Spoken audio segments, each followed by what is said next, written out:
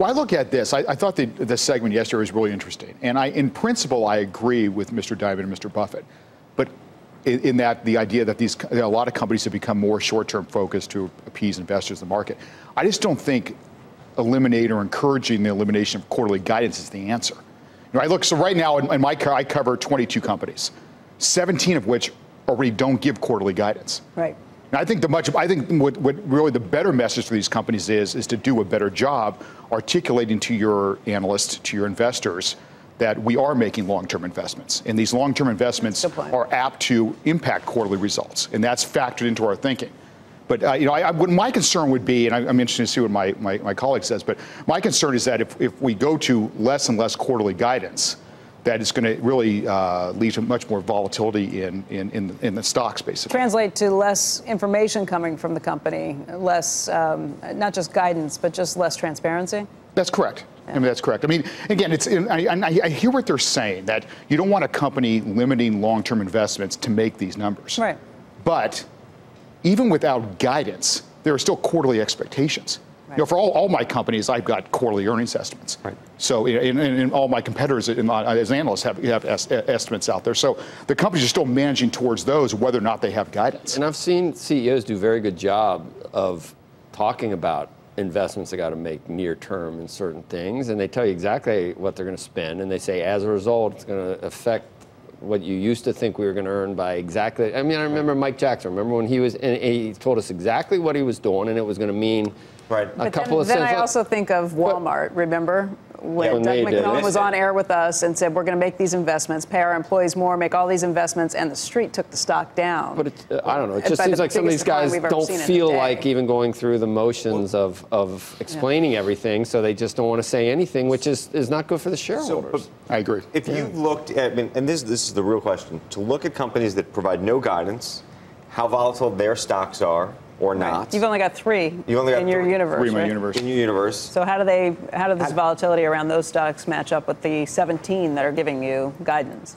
Okay, so let me. And then how does their performance? I mean, and then what's their? And Marty, I'm sorry, we'll get you in just a moment. And what's their stock? I mean, then you have to say what's their the base of stockholders? What do they? Is that a different group of people versus ones that have guidance? I mean, is it a different mix?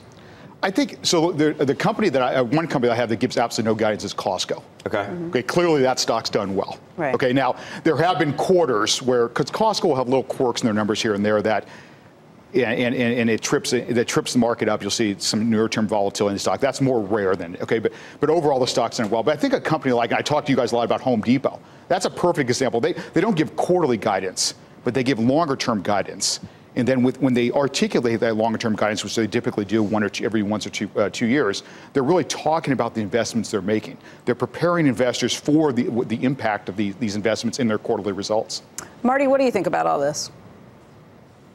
Well, I come from the perspective that for 20 years I was on the management side and running a company and having to go through that quarterly treadmill of meeting estimates and talking about it.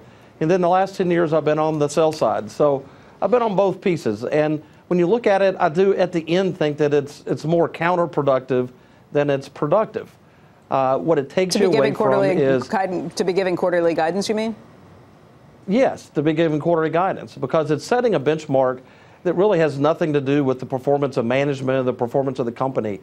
I mean, think about when we release earnings and we're sitting there on the desk and all of a sudden we're seeing the earnings come across the tape. It's right off the bat. What is it versus the estimates? Mm-hmm. It's not about, well, how fast is the company growing? Are they accelerating? Are they decelerating? Those are the kind of things that matter more than, well, I'm 5 cents better, I'm 5 cents worse, and then let's parse this out and decide, what that means. We really got to look at long-term trends. And that's what we really have on the sell side now is I'm not really forecasting against other sell-side research analysts. I'm forecasting against the CFOs because they're giving the quarterly number. I then have to be better than the CFO who knows all the inside information. So, with less information. So, go ahead, sorry. Right. No, the last thing is we have to then, the only thing we're left to do is look at trends or look at catalysts. They're going to push the numbers higher, and the bias is for all these CFOs to be conservative. So the numbers are always going to be generally lower, so it's no surprise that we come out every quarter and with positive earnings surprise in general, because unless there's some exogenous event, the company is going to do a little better than what they said they were going to do in the first place. And Marty, in your realm in particular with the financials with the banks, Jamie Dimon said, told us that, look, in a situation for a bank, all he has to do is call up and say, create a bunch of swaps, and that could create hundreds of millions of dollars in revenue out of nothing.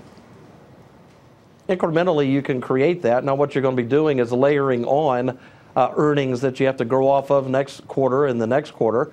So if I add 2 pennies this quarter, got to grow that 10%. So that's got to, be 2.5 pennies, and you just got to keep pushing that curve down until it eventually breaks. So, we were just here recently at one of our banks who's done a great job, M&T Bank, of managing for the long run. And their, well-respected chairman who was there, Mr. Wilmers, was asked over and over again, how did you do this? How did you create this long-term track record? And he literally said, I just don't care what the quarterly estimates are. I manage this company for the next 2 and 3 years. I'm always looking out what's best for the shareholder, which is hard because that means at certain periods of time, you're not the top pick, or right. People are questioning why you're not doing one thing or another. So it's more difficult than you think to kind of go through it and just look at the long term. Hey there, thanks for checking out CNBC on YouTube. Be sure to subscribe to stay up to date on all of the day's biggest stories. You can also click on any of the videos around me to watch the latest from CNBC. Thanks for watching.